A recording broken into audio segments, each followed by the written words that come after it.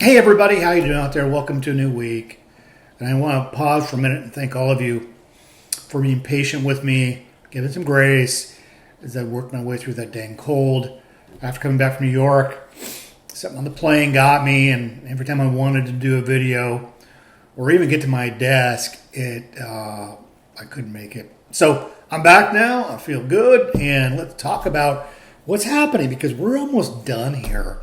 So if we cruise all the way down here at the bottom, I've also updated your grade book. If you are missing a grade, that means I'm missing the assignment. Key into me. Let me know because I want to make sure that I can get your final grade published as soon as possible once the term ends. So this is November 16th. You're submitting a website, and here are the examples.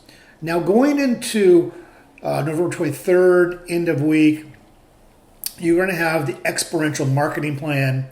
And then the week of Thanksgiving, you have social purpose marketing plan.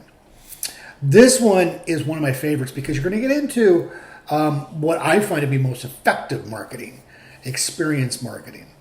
Here is, by design, Jamal talking about experiential marketing and what it's all about and what are the benefits from the experience, pardon the pun. And then the other discussion question is Latasha talking about all the social media management tools out there, and even with AI that can co-pilot your experience as a social media marketing individual, if you have that as your career path. Now, the experiential marketing plan right here, also called engagement or event marketing, is a strategy that invites audience members to interact with a business. So I always call it the 5 senses of marketing. You get people to maybe try your product, consume it, not just consume it and purchase, but also eat, or there's a smell, there's a sound, it's an event. Red Bull is really known for this. They have these big events, it's sponsored by Red Bull. You do not forget it's sponsored by Red Bull because it's such a major event. And then when an experiential marketing campaign is event-facing, it's focused less on the event and more for the exchange between the brand and the client. To begin this assignment, it will be beneficial to watch this week's video so you understand experiential marketing by Jamal. And for this assignment, your team will create the framework of an event that engages with your client's target audience. You may find the following guide helpful, so check that out. And you do not need to hold the event to have proof of concept. To complete the assignment, please provide ideation, planning, event elements, and intended impact. So you've got to be very strategic here, what your businesses are. I think one of your businesses is working with a photographer, another one's working with a power washing company, another one's working with a detail company. So you've got to make sure it makes sense. And to that end, you can see it right here, the examples. So one is Chapters Coffee. This is a coffee shop in Newburgh. The students were working with this coffee shop and was trying to figure out what they could do to make an experience in a coffee shop. That's pretty easy because you got more of a fireside chat, seating areas, coming together for coffee, having conversation. But they had a pretty good plan. So Chapters was good. You're going to be always partnering or creating some kind of synergies. So this table of contents with event, target audience, objective. The event overview, just in 3,000 foot view, join us for a lively event featuring pop-up shops and demonstrations from our fantastic local vendors. So coffee shops are usually in communities, small towns. People can come in, maybe do some wine tasting, maybe some croissants or biscuits, what have you. Discover the art of creating the perfect pour over coffee. So there's also maybe some training going on or educational stuff. After the demonstration, stick around for live music, games. This is an event. And you go to the coffee shop to experience it, but then you're immersed in the coffee shop. Target audience, double income young families, community goers, and coffee enthusiasts. Once this is a proved concept, they could do it once a quarter and have all these events, but everybody's coming to the local coffee shop. And the descriptions, Here's the vendors that are going to strategically align themselves. You got a roaster, you got a baker, and then the library. So that's really cool. Prizes you're going to have at this event, and this is one of the flyers, mock-up, brew and browse. These are all of the sponsors of the event. This is how much it would cost. You have to look at that too. Is it worth it? So they're going to spend a total of $600 on this event. They're going to make that money back and then some by word of mouth. Here's a timeline of events, a library, guests arrive, and then conclusion.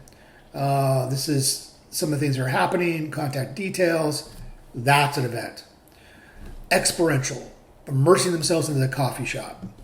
Now, this is a SUD symposium. This is one of my favorite ones because this is for a laundromat. So how are you going to have an event at a laundromat where people are excited to come to it? I was really curious as the students approached this assignment. And what they did, and they pulled it off, SUD symposium. The SUD symposium, good, clean, fun, blends serious discussions about sustainability, laundry practices with a lively, festive-like atmosphere, offering the community a fun and interactive environment to learn about environmental impacts and smart laundry solutions. What? That's pretty fun. Educate, innovate, great. Immersion encourages positive and lasting impressions. Families, local businesses. If a laundromat can do this, any business can do this. So this was fun. So this is available to you. And the last one, this one's an easy one. This is a bed and breakfast. How do you have an event, a bed and breakfast? You just have local people come by, wine and unwind. I'm going to go to that. And then you showcase WVB&B, build community, promote relaxation, event partners. Now this is good because they're getting marketing as much as the bed and breakfast. Activities, live music, property and suite tours, there you go, and the Willamette Valley tastings. Schedule, budget breakdown. So it's going to cost them $2,800, almost $29,000 to pull this off, but it might very well be worth it. Oh, sorry, the budget is $3,000, but then the tickets and everything, $2,860. They're breaking even on this one. They're shy $140, but that will be covered easily in the overall event. So I like that. I forgot they did this on this one. Here's the event budget, and then this is what they were going to make on the back end, which is brilliant. Okay. So that's this week, the event marketing. When we get into the final, the week thereafter, I talked about social marketing. And then finally, December 8th, it's all over. And you're going to do your marketing closeout. I recommend you look at the marketing closeout as soon as possible because this is looking at everything you did. It's soup to nuts and it's an impressive document. If you just let's look at Willamette Valley Bed and Breakfast. Oh, it's not opening for some reason. Let's see if Hart is. Here it is. This is a 25-page document. So you can see it's impressive. So give yourself some onboarding to make sure that's landed. Okay. Well, that's everything for now. It's almost over. I do teach other classes. If you've enjoyed this experience and my teaching style, I teach principles of marketing. I teach small business development, business communications, and myriad classes. I teach for CCC. So love to see another class as you think about enrolling for winter term.